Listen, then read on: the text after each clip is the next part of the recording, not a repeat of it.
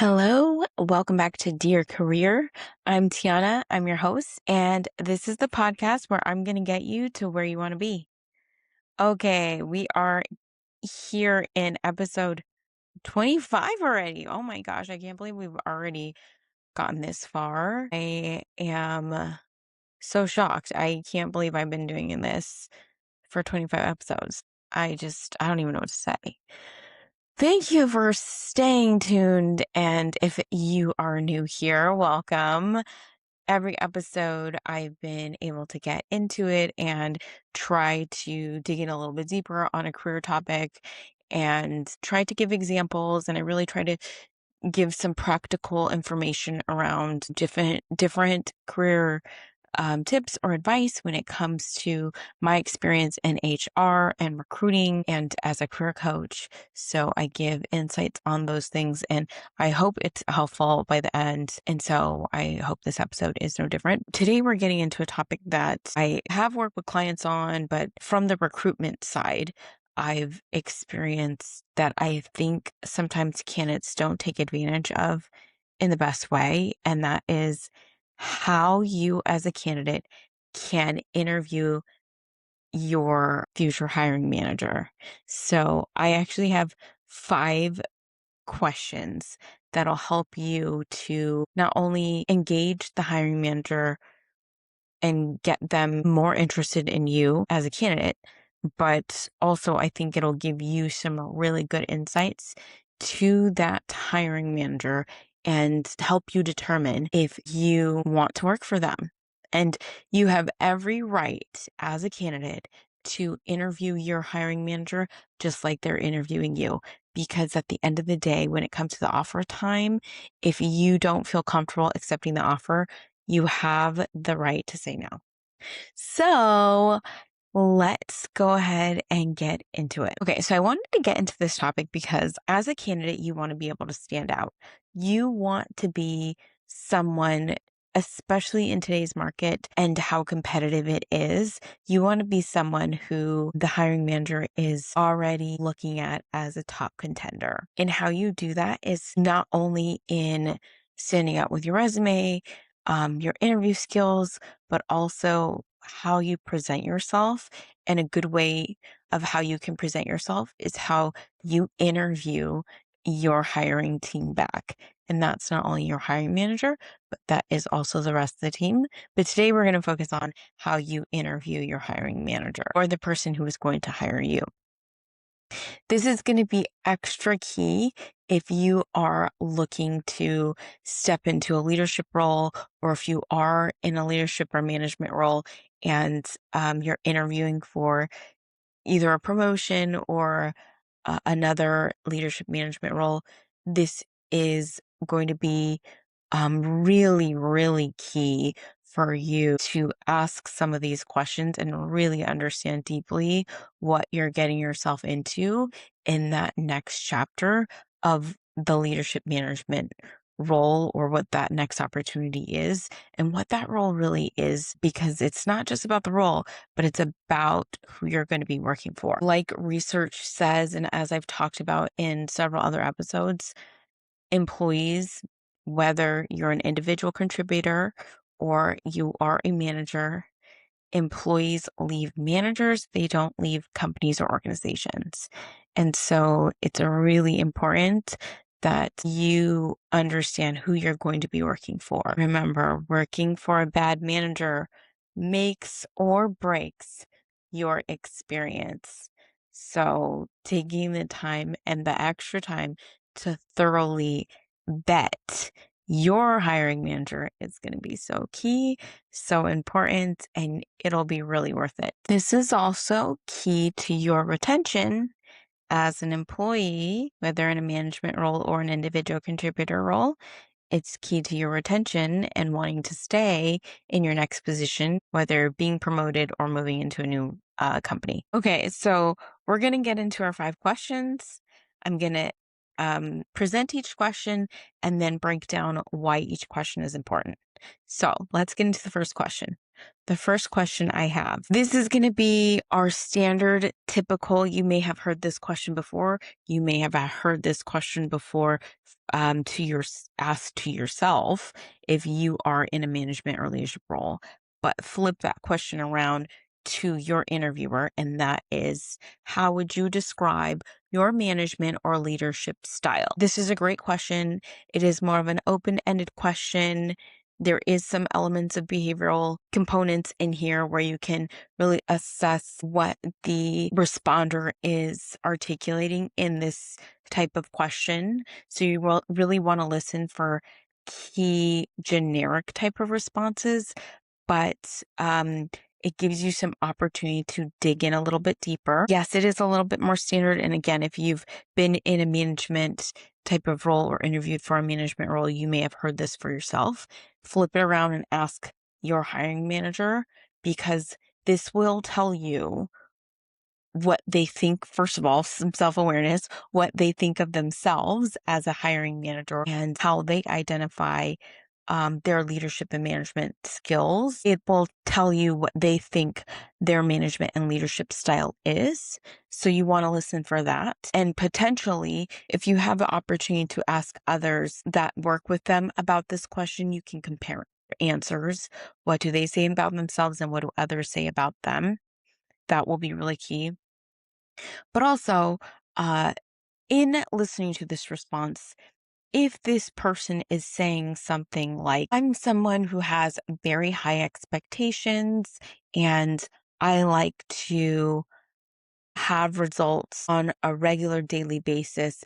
I want to have one-on-one meetings every day, at the beginning of the day and at the end of the day on a regular basis to know touch points and really understand what's going on with my team.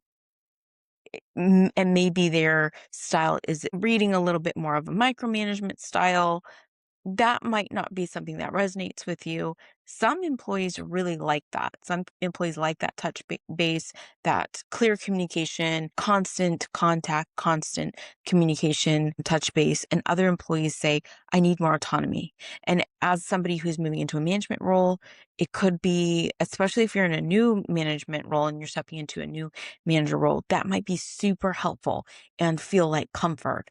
But other times that may feel super overwhelming. So you really want to listen to what this person is saying, how they're describing it, and see how that lands with you and how that resonates with you, and bring your own self-awareness into what they're saying to see if there's alignment. Do you like what they're saying? Does it work with your working style?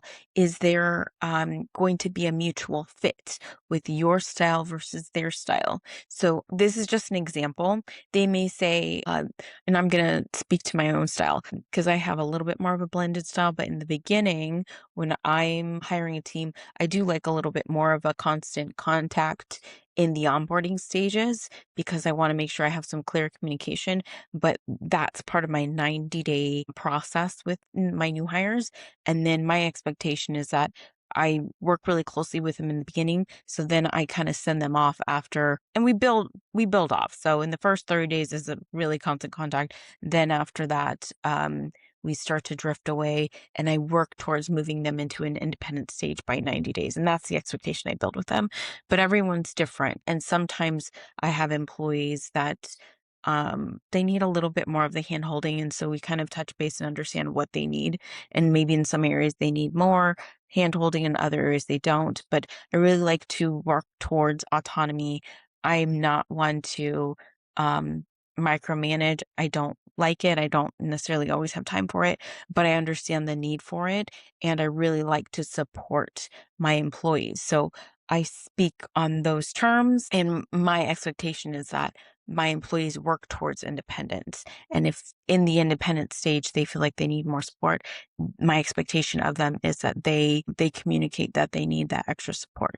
So, and that's just speaking to my own leadership style, but you want to listen for these kinds of things, and you want to hear what this hiring manager is saying and how they're saying it. Are they clear in their expectations? Are they communicating very well about their leadership style so that you can understand it? And are you able to ask questions about their leadership style? How are they responding to your questions? Are they getting defensive? Are they um are they going into more detail? Are they entertaining the conversation and the flow is really nice and you're having a good rich conversation? Really kind of dig in deeper and understand and feel it out, understand what that feels like. Take some time after your conversation to reflect on how that part of the conversation went. Okay. Now, moving on to the second question I want you to ask. This one I think is really key and really big. You also may have heard this question, and I sometimes like to ask this question in interviews. But this next question is going to be another question to flip around to the hiring manager. As an employee, how should I expect to receive feedback? This question is really important, partly because you want to know how this person is going to deliver feedback and if that's aligned to how you like to receive feedback. There may be some misalignment here. You also need to understand how you like to receive feedback. How you like to receive feedback, and maybe you don't really know, but how you like to receive feedback is automatically going to be connected to your success. And so you really need to make sure you understand that. And is that going to be aligned to how this person gives feedback? Now, if this person, say you like to receive feedback in a sandwich where it's something complimentary. And I like to use that example because that's one that I think most people understand. So the complimentary sandwich, compliment, the hard stuff, compliment. If you like feedback in that way, but the manager says, well, I'm more of a straight to the point kind of person and I like to give direct feedback. Is that something that you can handle? Are you going to be able to receive feedback from this person and take it with um, no judgment, not take it personally? Are you going to be able to receive the feedback from this person as a manager and be able to move things forward? You know yourself best, so you're going to understand if you can handle that kind of feedback, if this manager and this person is going to be able to deliver it to you. Everyone is different, so only you know what is going to work best for you. Not all managers can adjust their style to meet their employees where they are. As an HR person, I like to recommend that my hiring managers that I work with try to adjust their feedback style to meet their employees so that they can be more effective as leaders. Does that happen all the time? No. Unfortunately, it doesn't. And it takes a lot of work on the hiring manager's end to figure that out. And it takes a lot of self awareness. And so to get managers to that point is very difficult. That's why I say you as an individual have to understand if you can take that feedback. If you know that this person's going to give feedback in a way that doesn't align to you, you already know that maybe this fit and this alignment with this person is not going to work.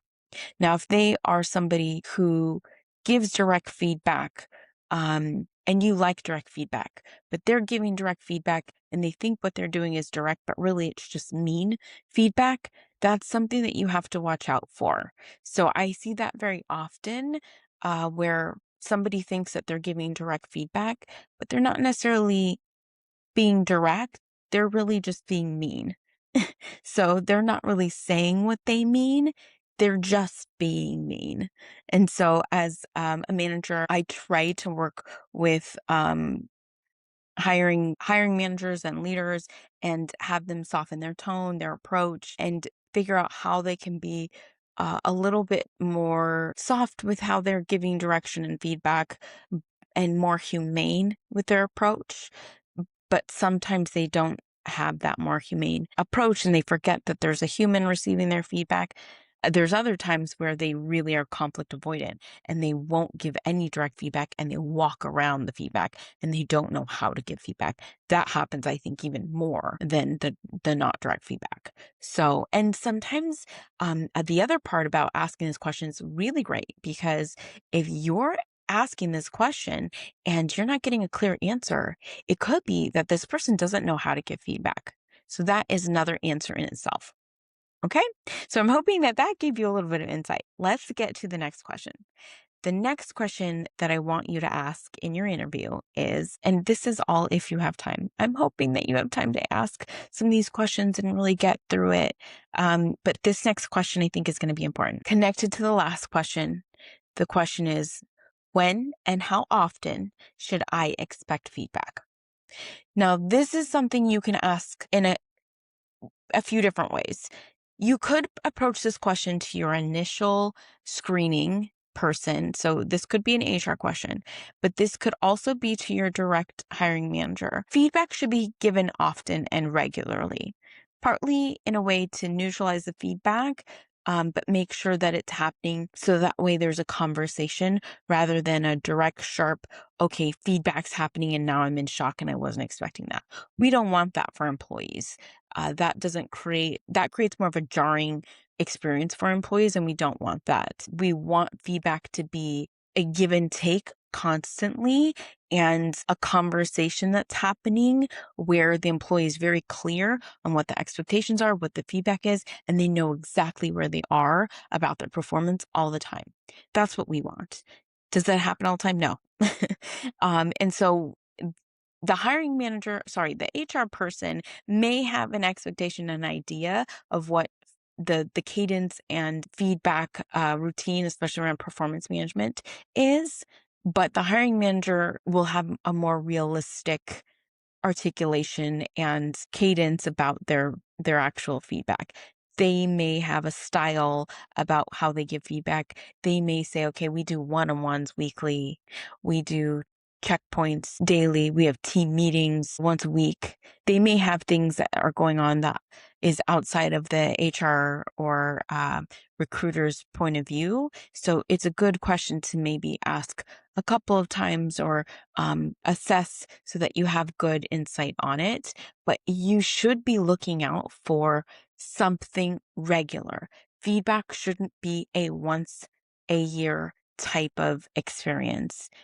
If there is a once a year type of experience, I would say that is a red flag for that organization and your employee experience. Any organization, especially in today's world, where you're not getting some kind of regular human contact, connection, feedback, interaction about your performance, about how you're doing as an employee, is a place that you're not necessarily going to stay engaged in. It's not going to be a place where you're going to thrive in. It's not going to be a place where you're going to grow and even potentially promote in, because you're not getting regular feedback, you're not getting communicated to about growth and expectations. You're going to be missing big pieces about what career opportunities are going to happen for you next. So just look out for that. Things should be happening when it comes to performance on a regular basis, not just on an annual basis. That's going to be a very big missed opportunity if it is only happening once a year. So I would be very cautious about performance reviews that are only happening once a year. Now, if there's big performance reviews that are happening once a year, I am still seeing some of that in market, but more and more and more today, organizations are switching to a more regular feedback model where it's either there are quarterly type of reviews that are smaller or at least one-on-ones regularly, team meetings, different kinds of engagement touch points when it comes to performance, and then maybe bigger reviews that are tied to compensation increases, merit increases, things like that on a regular basis, but maybe those are annual. So you want to look out for things like that, but you also want to make sure that you are getting the feedback about performance so that you have opportunities to grow and develop. So look out for that. Okay, next question. What kind of team culture do you foster as a leader? Now, this is a really important question and a key question, whether it's a team of one where it's just the hiring manager and you, or it's a team of 50, whatever, however big the team is. It's going to speak to your employee experience no matter what, whether it's just you and the hiring manager, which can be very difficult, or it can be a really pivotal experience for you where you're feeling very highly engaged, very highly valued because you're doing really valuable work with a strong leader and it feels very team dynamic, very balanced. Or it could be you're a very small piece of a huge puzzle, and you're either really engaged or you're feeling like, a little tiny speck in a bigger picture. So how does this leader fit you into the team? And how does this leader foster culture in the team? Are they driving engagement? Are they rewarding team members? Are they recognizing team members? And that's whether you're on the team of one or a team of 20, whatever the team size is. Those are the kinds of answers that you're looking for.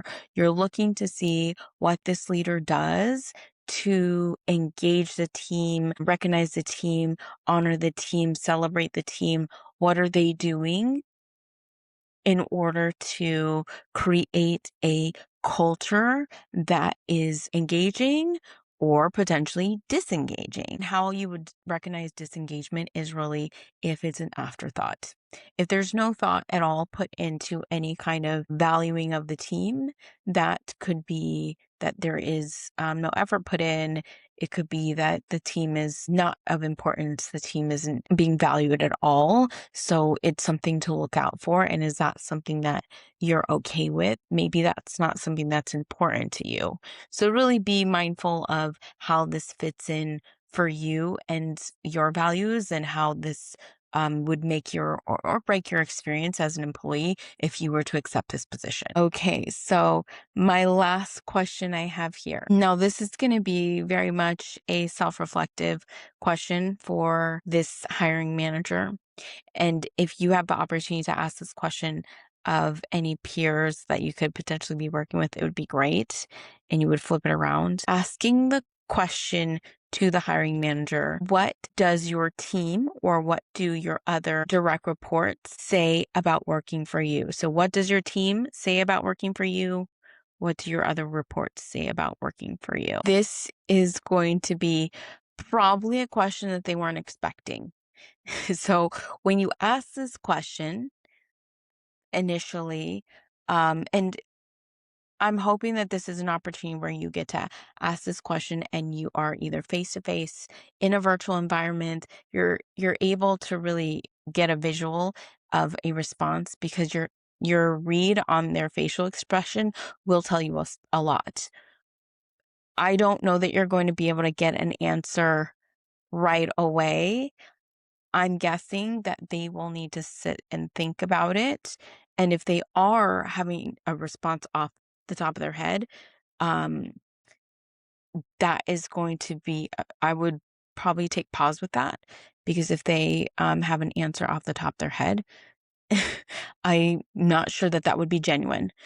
So just keep that in mind. And the other thing is, if they do not have other reports, this question may not apply.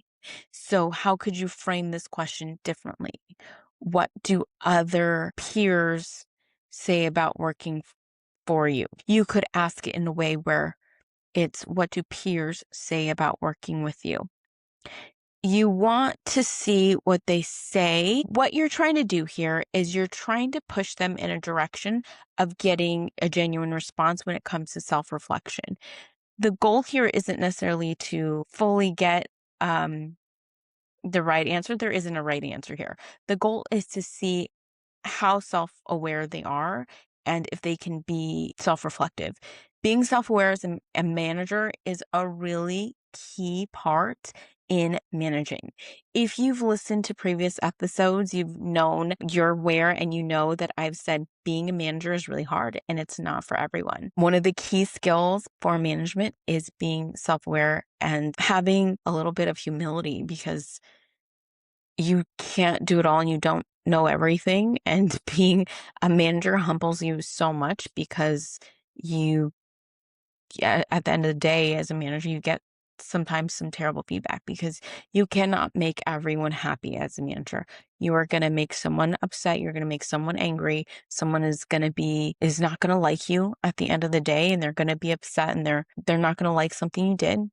And you have to be okay with it, or you have to figure out how to navigate around that. You did something at the end of the day that made somebody upset, and you have to be able to take that as a manager. And sometimes that is just hard. And so it's not, like I said, it's not for everyone, but a manager who is saying that they are, the bee's knees, super perfect, that manager doesn't have any self-awareness.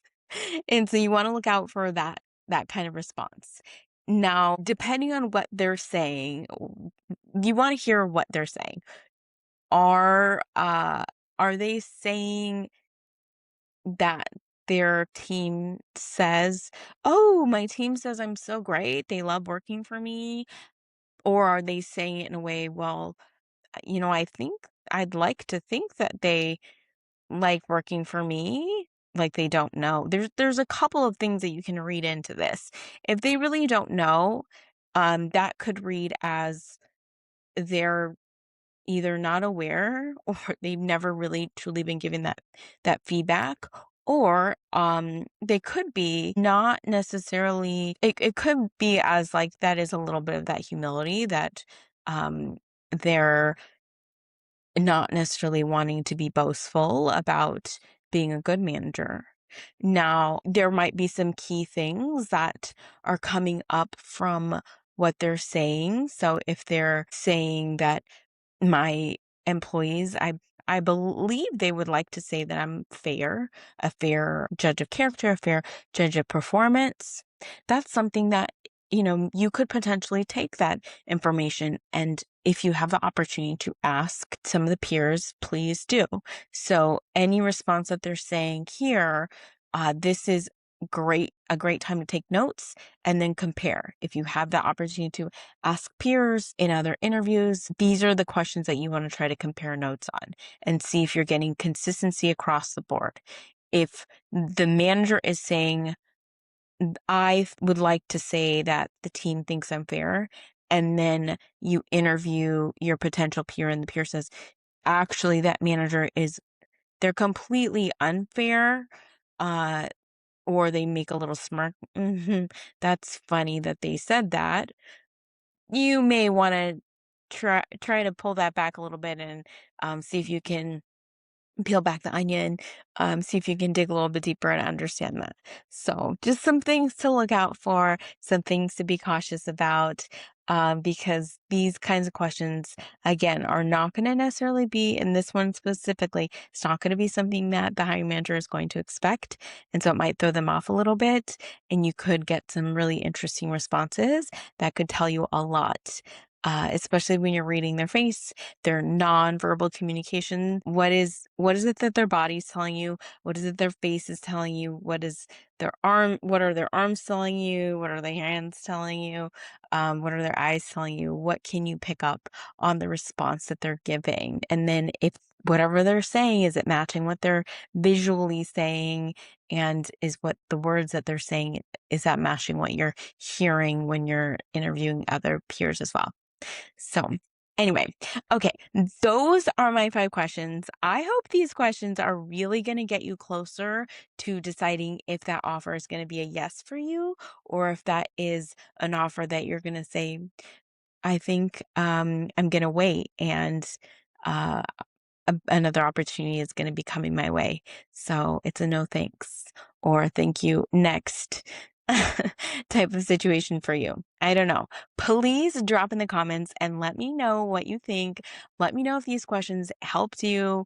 Let me know if there was anything that came up for you here that you were interested to learn a little bit more on, or if you have any stories that you want to share about questions that you asked your hiring manager when you were getting ready to interview, or when you were interviewing, or if any questions you asked helped you decide if you wanted to say no to an offer, or if it made you say yes, let me know. I want to hear. Okay, share in the comments. Please share this video or share this episode with anyone who is in the interview process and they're about to go through their hiring manager interview. I would love for this information to help them. But that is all I have for you today.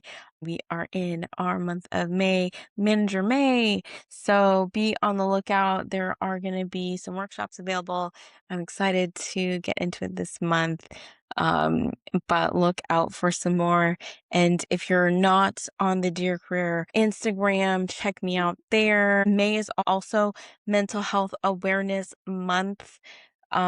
So I'm trying to do some more mental health awareness things. I'm hoping to have a bonus episode out this month, to focus on mental health awareness. So be on the lookout. There's some cool things happening right now for me. And next month we are going to go into some summer spiritual vibes. So that'll be really cool. I'm excited for the month of June.